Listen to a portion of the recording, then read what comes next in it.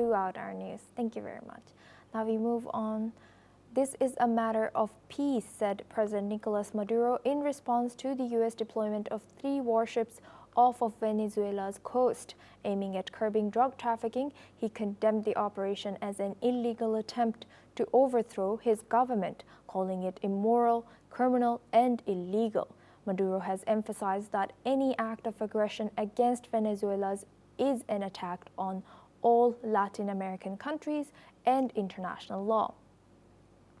This condemnation comes as the U.S. increases pressure on Maduro, doubling its bounty to $50 million for drug charges. The U.S. recently deployed 3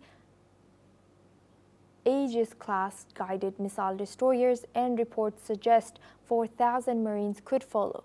In response, Maduro mobilized 4.5 million militia members and called for rallies against U.S. intervention. The U.S. has indicted Maduro for leading the Cartel of the Suns, a cocaine trafficking network, and does not recognize his recent election victories. Let's listen into what President of Venezuela, Nicolás Maduro, has said.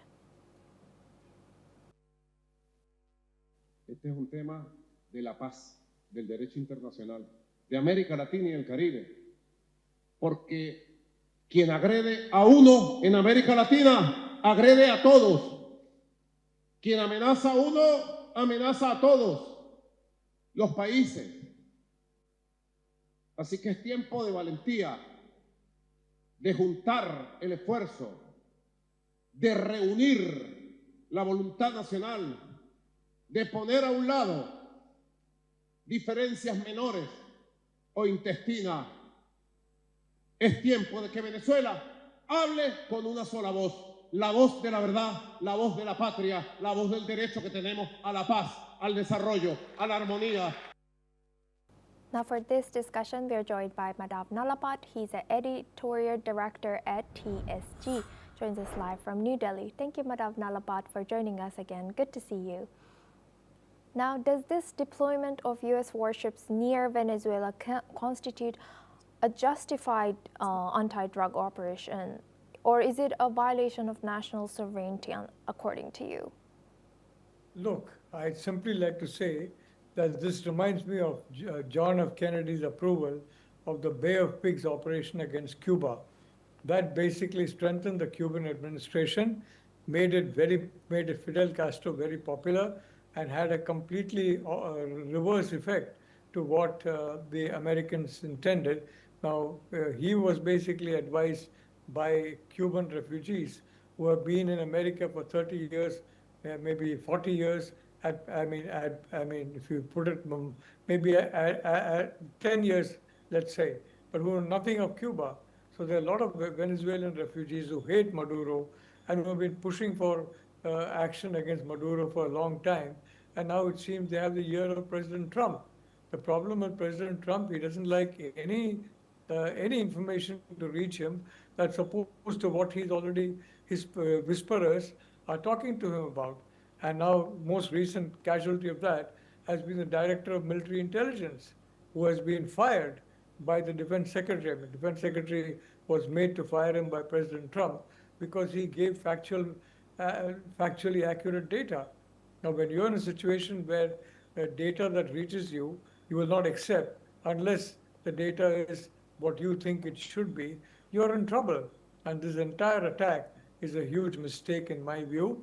For one thing, I don't believe that a few thousand Marines and three naval destroyers are going to do anything to dent Venezuela's defenses. Maduro will become popular in his own country.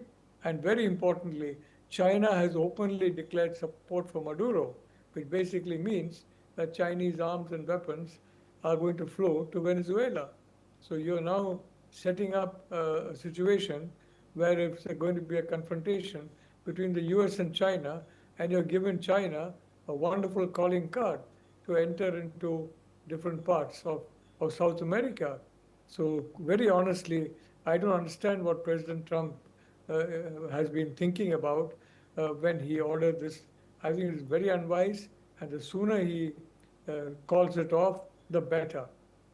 Yes, And Madam Nalapat, now switching at a broader picture, is President Maduro's framing of U.S. actions as a threat to all of Latin America, do you think it's a legitimate regional concern? Look, the fact of the matter is that you have made Maduro popular among countries in Latin America. They remember the past when the Americans used to dictate to them, and this is only reviving memories of that past. So this has made Maduro quite popular once again, and you have actually rescued Maduro from his own people because he was becoming unpopular even among his own people. So I don't quite understand.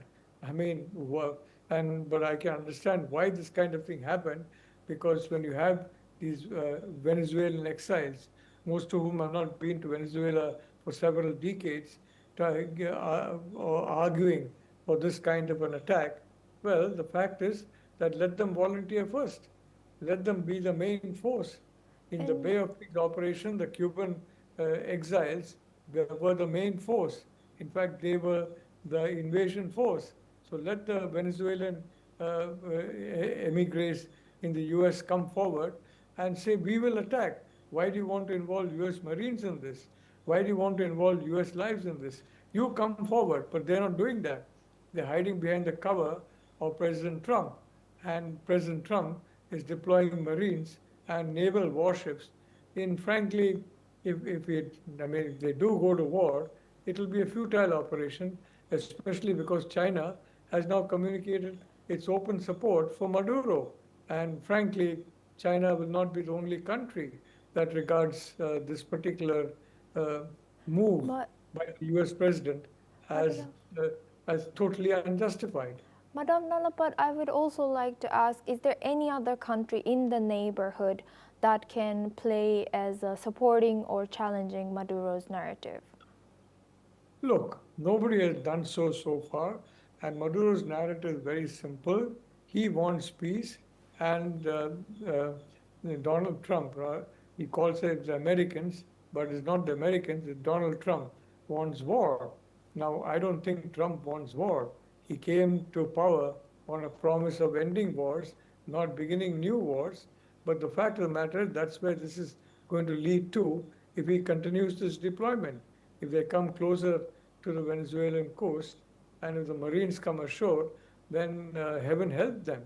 I personally believe it's a very unwise step, and the sooner Donald Trump understands this and backtracks, the better, because this is really, this is really going to be a disaster, a foreign policy disaster for the United States, Yes. as the Bay of Pigs were for the United States under John F. Kennedy. Yes. So now you're recreating another Bay of Pigs, and this time in Venezuela, and this time Yes. without the involvement of Yes. Venezuelan exiles. Thank We are only involving the U.S. Marines, who frankly don't deserve to be given this kind of command. They're overall very fine people, very well-trained people, but they're not equipped for the kind of warfare that they'll meet Madam Nalapat, thank you very much for joining us today and sharing your insight.